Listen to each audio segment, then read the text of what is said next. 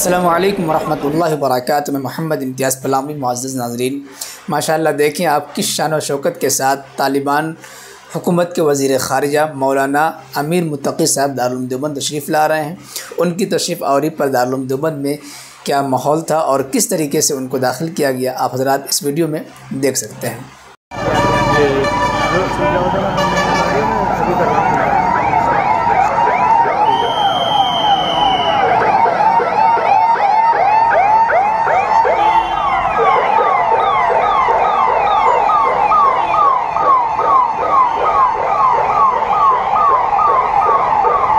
ये वाला पानी ओडी में आएगा, देखो तो आप लोग ओडी में रहेगा।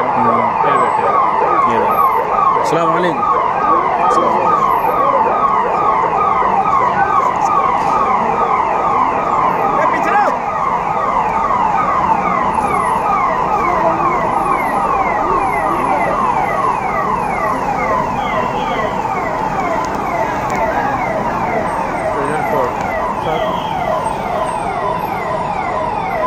खाली अरे खाली क्यों आई हो? ये तो पूछो हमारे हम जाएंगे इसमें आओ किस बारात में बस खाली चलेगा।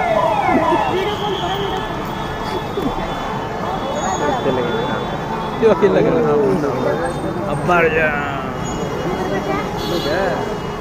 यार फोन बंद कर देखो, ये देख के नजर डालें।